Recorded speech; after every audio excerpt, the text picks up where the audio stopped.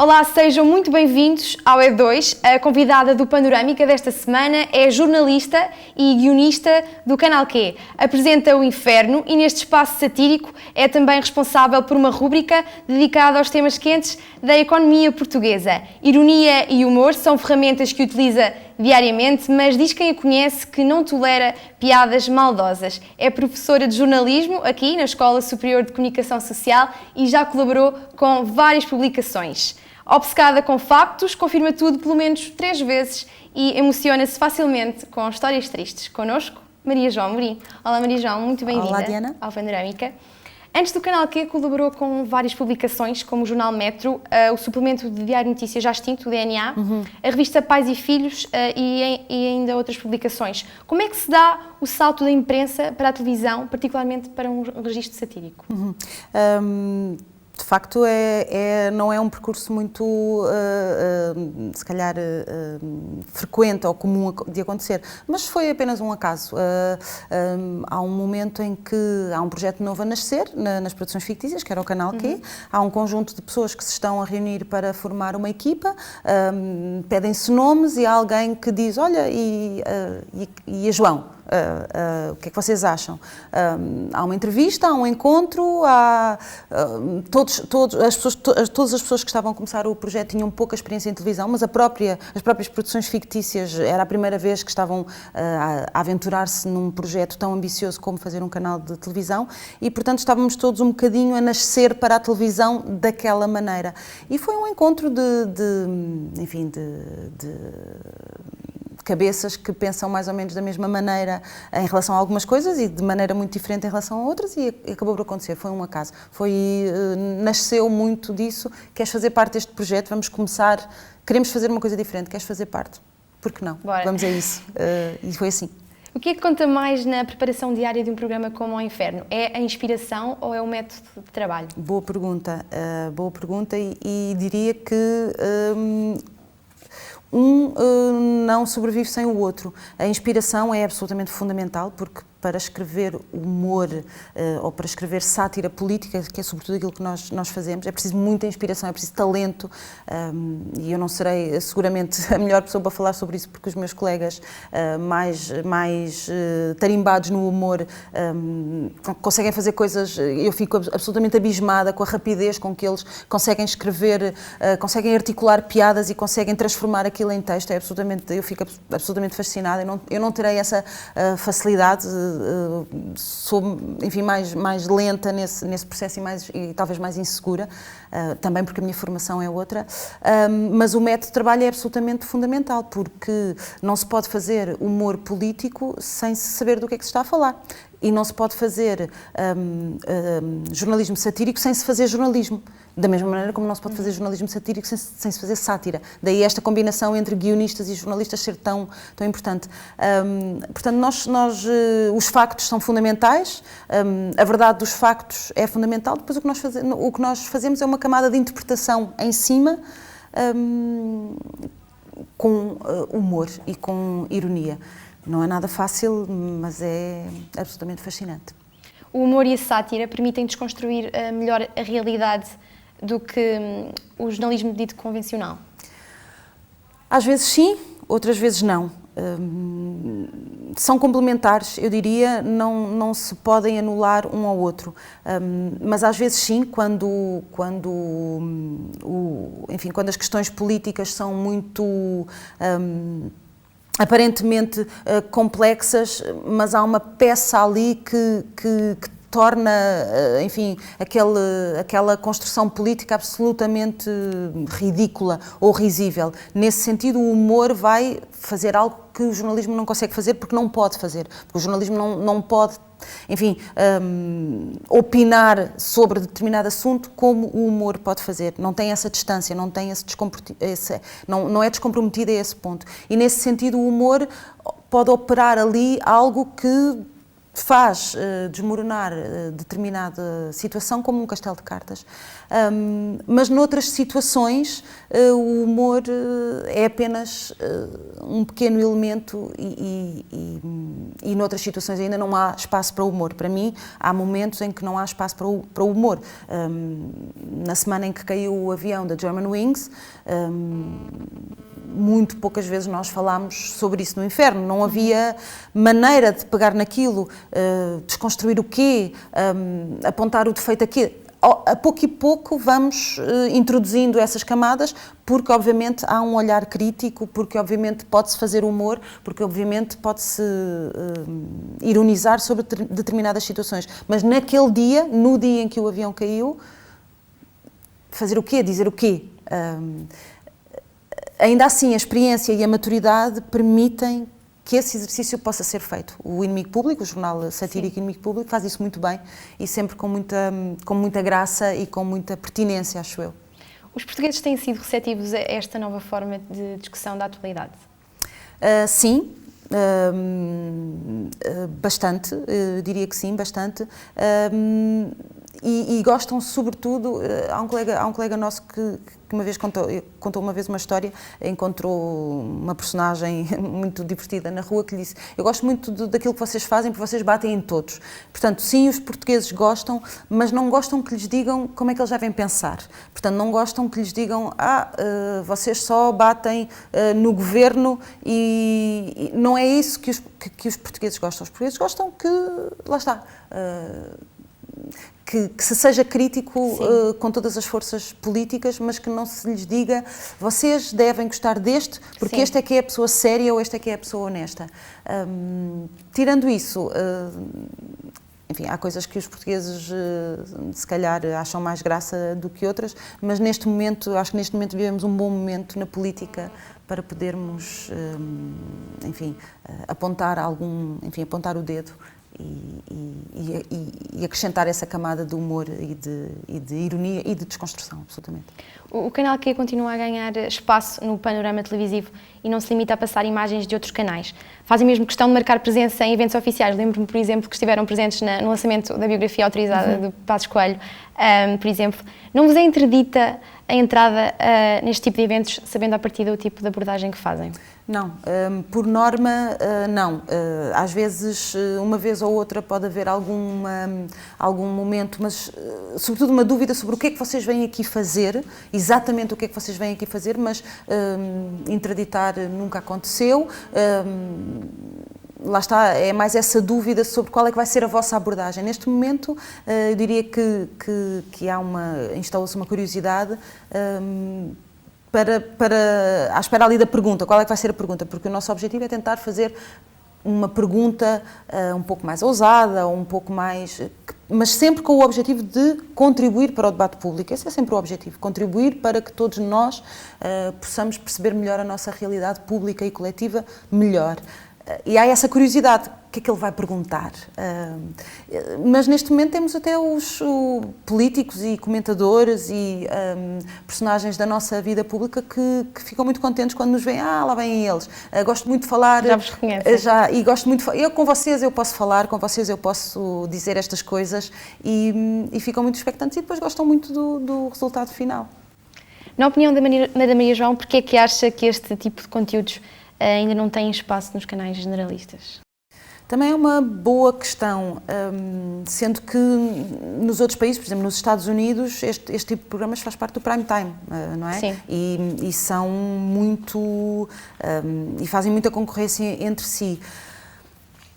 Diria que sempre tivemos um outro tipo de humor, não é? O Herman José tem feito muito isto ao longo dos anos, mas de outro modo, não é? Mais em modo sketch, mais em modo humor puro e duro.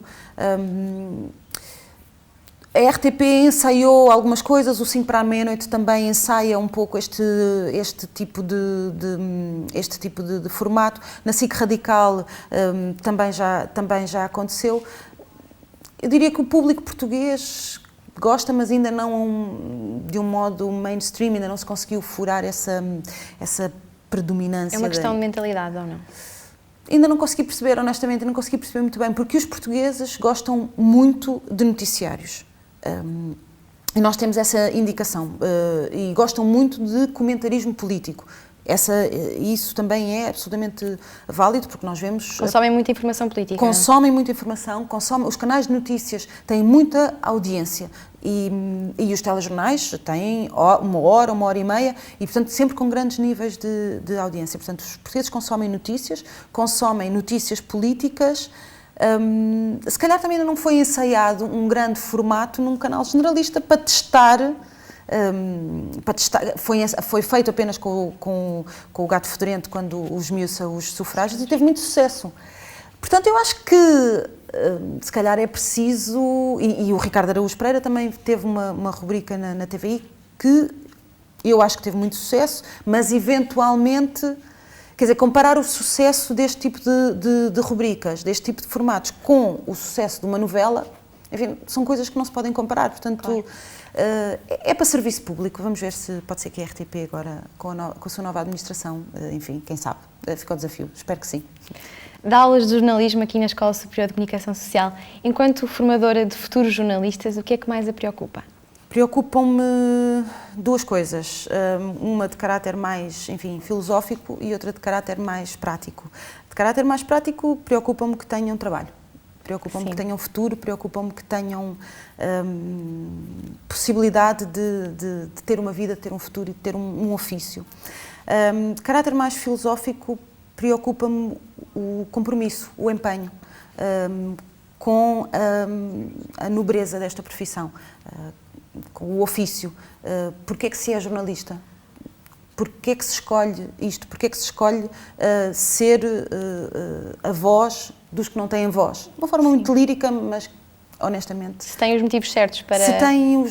Se tem o compromisso certo e o empenho certo. E depois, se calhar, uma outra linha, preocupa-me que saibam o que é que estão a fazer, do que é que estão a falar. Que leiam jornais, que sejam informados, que saibam fazer as ligações, que saibam fazer, contar as suas pequenas histórias dentro da grande narrativa que é o país e o mundo e que tenham essas ligações todas, que saibam fazê-las rapidamente, que saibam perceber as peças do puzzle todas. Preocupa-me muito isso. Há espírito crítico nas salas de aula? Há muito espírito crítico. Também há algum compasso, eu acho, talvez algum compasso de espera. Quem sou eu? Será que eu estou no sítio certo? Será que é isto que eu quero? Eu próprio, enquanto jovem de 18, 19 anos, também estou a acordar para o mundo, portanto, são muitas coisas que estão a acontecer ali ao mesmo tempo e que têm que acontecer muito rapidamente. De repente, um jovem com 18, 19 anos, é-lhe pedido que tenha espírito crítico, que pense primeiro nos outros e só depois em si, porque ser jornalista é um pouco isso. E esses processos todos acontecem ao mesmo tempo naquela sala de aula e tudo leva o seu tempo. Mas sim, há muito espírito crítico e eu espero que haja cada vez mais, porque o mundo mudou muito nos últimos anos, esta última década mudou muito e vai começar a ser outra coisa qualquer que nós ainda não sabemos bem o que é e espero eu que estejamos todos preparados para isso. Diz quem teve aulas com Maria João que, enquanto professora, se envolve e se comove com os vários assuntos tratados. Também é assim enquanto jornalista? Sim, acho que sim. E acho que, à medida que o tempo vai passando, sou cada vez mais assim. Eu não consigo ter uma distância emocional em relação às coisas. É necessário ter uma distância profissional para conseguir tratar bem os temas e ter lucidez para tratar os temas, mas não consigo ter grande distância emocional e também não quero ter, porque não é a minha personalidade e porque sou como sou, envolvo-me e não sei ser de outra maneira. Mas este envolvimento é uma vantagem ou é entrave para ser jornalista? Às vezes pode ser um entrave, eu acho que sim. Às vezes pode ser um entrave porque é preciso ter frieza para poder fazer bem o seu trabalho. Eu acho que sim, que às vezes pode ser um entrave. Acho que na maior parte das vezes é essencial para poder dar o passo em direção aos assuntos a tratar. Acho que no momento é preciso respirar fundo, ter um pouco mais de distância, de frieza e conseguir fazer bem o trabalho com lucidez. Não gostava de voltar um dia a uma redação dita normal? Sim, acho que sim. Eu gosto muito de fazer revistas. Gosto muito de fazer revistas porque as revistas são um espaço de liberdade. Os jornais também, obviamente, mas nas revistas há uma grande ligação entre as ideias, o texto e o grafismo. E o grafismo também leva a novas ideias e outras formas de escrever determinado texto. E permitem... Este mês vamos fazer um tema grande sobre, vamos imaginar, um tema qualquer de sociedade importante, sei lá, adoção, por exemplo, adoção de crianças. E as possibilidades são infinitas numa revista, porque pode-se fazer entrevistas, pode-se fazer reportagem, pode-se fazer pequeninas caixinhas com informação prática, informação da legislação sobre isto, sobre aquilo, e portanto tem há muitas possibilidades de construir a mensagem, e eu acho isso muito divertido e muito estimulante. A Maria João é voluntária da Associação Renovar a Moraria, um projeto que acompanha desde o início. Como é que tem sido esta experiência? É uma experiência absolutamente maravilhosa, porque a Associação Renovar a Moraria enfim, tem feito o seu trabalho muito no bairro. Começou com um grupo de pessoas, eu não faço parte desse grupo inicial, mas juntei-me pouco depois. Começou com um grupo de pessoas que queriam muito ajudar a trazer uma nova vida para a Moraria, que era um bairro muito esquecido em Lisboa, um bairro central, absolutamente central, portanto o bairro do centro da cidade, literalmente do centro da cidade, mas que estava um pouco esquecido, sobretudo em comparação com outros bairros, como por exemplo como Alfama, que era um bairro que tinha tido um grande investimento, até por causa do turismo, e a Moraria estava um pouco esquecida, era um eixo ali um pouco abandonado, e tinha ali aquele eixo também do intendente, que também estava, intendente Rua do Bem Formoso, que também estava muito degradado e muito esquecido.